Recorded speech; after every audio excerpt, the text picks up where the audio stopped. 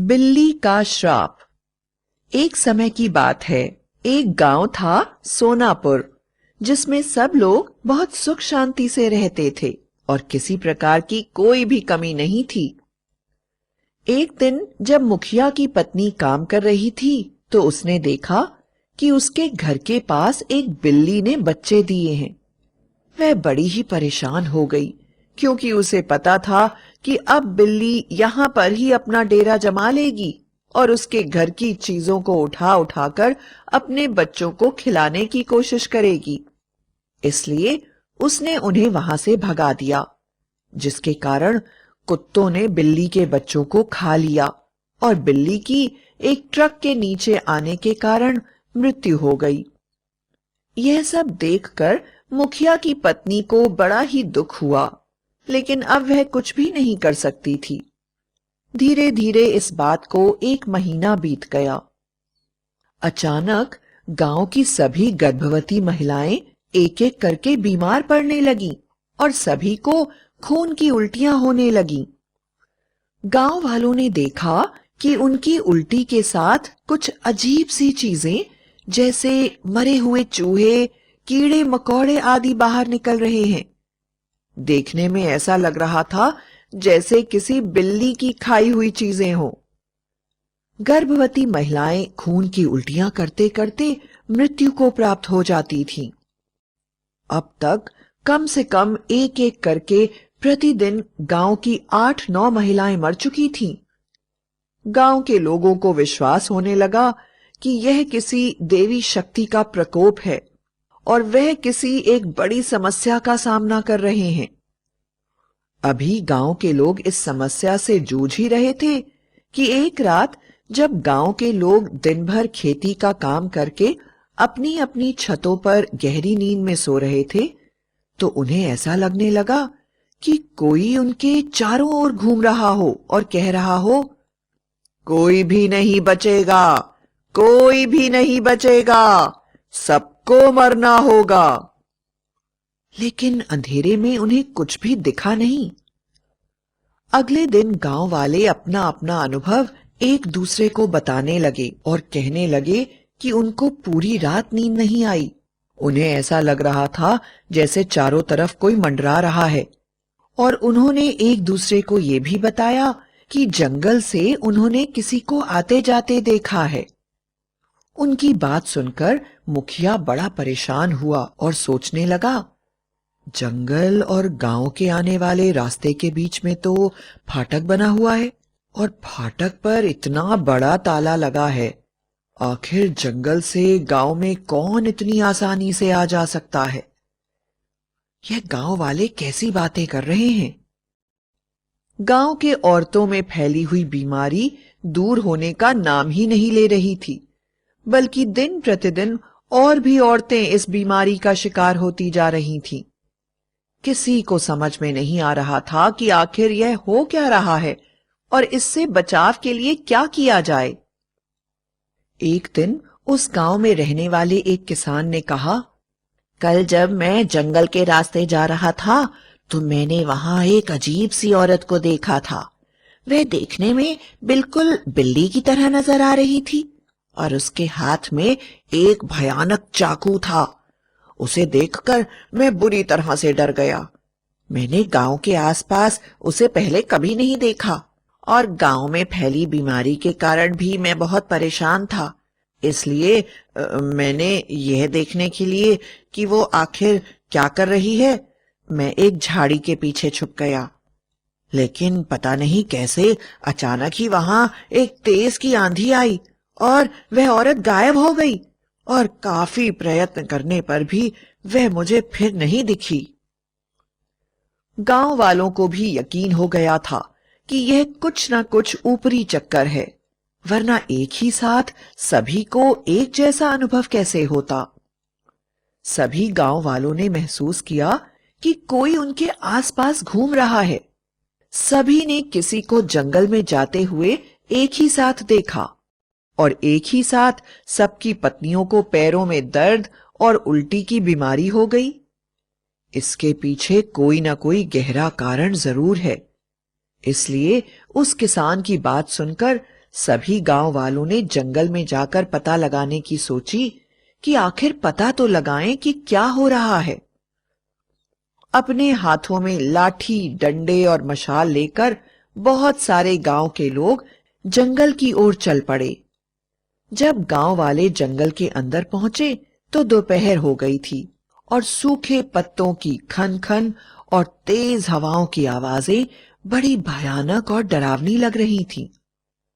गांव वालों ने देखा कि जंगल के इतना अंदर आने के बावजूद भी किसी प्रकार का कोई पशु पक्षी उनके सामने नहीं आया। ऐसा लग रहा था कि गांव में पेड़ पौधों के सिवा और कुछ भी नहीं बचा है। सब लोग बड़े ही डरे और सहमे हुए आगे बढ़ रहे थे। सबके मन में अंदेशा हो रहा था कि जरूर कुछ होने। धीरे धीरे आगे बढ़ते वह लोग घबरा कर रुक गए। सामने पक्षियों की हड्डियों का ढेर लगा हुआ था और उनकी लाशें इधर उधर बिखरी हुई थीं। इन्हें देखकर सब लोग रुक गए। बड़ा ही भयानक दृश्य था। देखने में ऐसा लग रहा था कि जैसे किसी ने उन पक्षियों को नोच नोच कर खा लिया हो। मुखिया ने कहा, कुछ ना कुछ बात तो जरूर है। आखिर अचानक ऐसे कैसे हो सकता है? गांव के औरतों के ऊपर महामारी फैली हुई है और जंगल में सारे पशु पक्षी इस तरह से मर रहे हैं। इसका कोई ना कोई राज जरूर होगा। धीरे धीरे समय बीतने लगा और शाम होने लगी। चारों तरफ अंधेरा छा रहा था और जंगल में भयानक सन्नाटा था। जंगल की खौफनाक आवाजें पूरे जंगल में आने लगी थीं। जब रात गहरी हो गई तो गांव वालों ने अपनी अपनी मशालें जला लीं और धीरे धीरे घने जंगल में अंदर बढ़ते रहे। जंगल के काफी अंदर आ जाने के बाद उन्हें कुछ ही दूर पर रोशनी की एक किरण दिखाई पड़ी। सभी गांव वाले सोचने लगे कि आखिर इतने घने जंगल में इस समय वह कौन है जो यहां रोशनी जलाकर बैठा हुआ है। फिर भी गांव वालों ने सोचा, कोई भी हो चलकर देखना तो पड़ेगा ही, और वह सभी रोशनी की तरफ चल पड़े। जैसे जैसे वह रोशनी की तरफ बढ़ रहे थे वैसे वैसे ही उन्हें किसी औरत की जोर जोर से रोने की आवाजें आ रही थीं। रोशनी के थोड़ी दूर पर यह लोग पेड़ों के झुरमुट में छुप गए और देखने की कोशिश करने लगे कि अंदर क्या हो रहा है। लोगों ने अपनी अपनी मशालें बुझा दी थीं और वह छुपकर बैठ गए थे। इसके बाद इन लोगों ने देखा कि सामने लाल कपड़ों में एक औरत बैठी हुई है। उसका चेहरा बिल्कुल बिल्ली की तरह था और शरीर इंसान का, और उसकी पूंछ जोर जोर से लहरा रही थी और उसके सामने हवन की आग जल रही थी। उसके आसपास जंगल के बहुत से पशु पक्षी मरे हुए पड़े हैं और वह औरत भयानक आवाज में मंत्र बोलते हुए एक एक बकरी को जलाते हुए आग में डाल रही थी और जोर जोर से हंस रही थी। ओह हा हा हा हा हा हा। इसके बाद जो हुआ वह देखकर तो गांव वालों के होश ही उड़ गए। उन्होंने देखा कि वहां पर कई औरतें बंधी हुई खड़ी हैं। यह सब वही औरतें थीं जो गांव वालों की पत्नियां थीं और जिनकी मृत्यु हो चुकी थी। यानी कि वह सभी मरी हुई औरतों की आत्माएं थीं। जमीन पर एक औरत जोर जोर से तड़प रही थी। तभी लाल कपड़ों में बैठी हुई औरत ने ओम फट यौवनाय दही सेम सेम सेम फट मंत्र पढ़ते हुए जमीन पर पड़ी औरत के दिल पर चाकू से जोर का वार किया और उसका दिल निकाल दिया। उसका आधा दिल हवन की अग्नि में डाल दिया और आधा खुद खा गई और उसके बाद वह फिर जोर जोर से हंसने लगी। हा हा हा आ हा हा हा। गांव के मुखिया ने धीरे से कहा, यह तो एक डायन है। यह तो एक एक करके गांव की सारी औरतों को मार डालेगी। इसी औरत की वजह से गांव में कितनी औरतें बीमार पड़ी हुई हैं। अगर हम लोगों ने जल्दी ही कुछ नहीं किया तो यह डायन गांव की सभी औरतों को मार डालेगी। गांव वालों ने रोशनी को फिर से जलाया और हाथ में साथ लाए हथियार लेकर उस औरत के पास पहुंच गए और उसको चारों तरफ से घेर लिया। मुखिया ने पूछा, आखिर कौन हो तुम? नाम बताओ।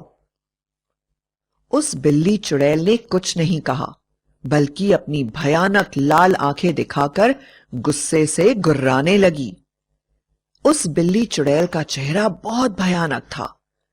बड़े नाखूनों में फंसे हुए मांस के टुकड़े और मुंह पर लगा हुआ खून, लाल आंखें और बिल्ली जैसे दांत। उसको देखकर सभी गांव वालों की रूह कांप रही थी। वह बिल्ली चुड़ैल वहां से भागने की कोशिश करने लगी, लेकिन सभी ने हिम्मत करके हनुमान चालीसा पढ़ते हुए उसको पकड़ लिया और मजबूत रस्सी से बांध दिया। लेकिन फिर भी वह बड़ी ही शक्तिशाली थी और किसी के नियंत्रण में नहीं आ रही थी। इस कारण मुखिया ने उसके सिर पर जोर से डंडा मारा और वह बिल्ली चुड़ैल बेहोश हो गई। और उन्होंने उन सभी औरतों की आत्माओं को, जो कि इस बिल्ली ने अपने मंत्रों से बांध रखी थी, हवन की राख देकर उन्हें भी मुक्त कर दिया। सभी औरतों की आत्माएं अपने पतियों को आंसू भरी निगाहों से देखती हुई गायब हो गईं। जब गांव वाले चुड़ैल को लेकर गांव में पहुंचे तो चारों तरफ हड़कंप मच गया और सभी इसे देखने के लिए आ गए।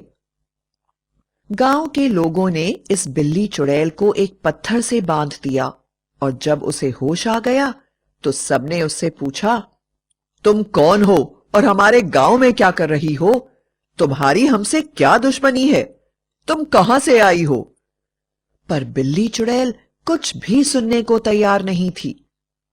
उसके मुंह से लगातार एक ही बात निकल रही थी, तुम में से कोई भी नहीं बचेगा, पूरे गांव का विनाश हो जाएगा, तुम्हें जो भी करना है कर लो। उसकी बात को सुनकर लोगों को बड़ा ही क्रोध आया और उन्होंने बिल्ली चुड़ैल पर पेट्रोल छिड़ककर उसे जिंदा ही जला दिया।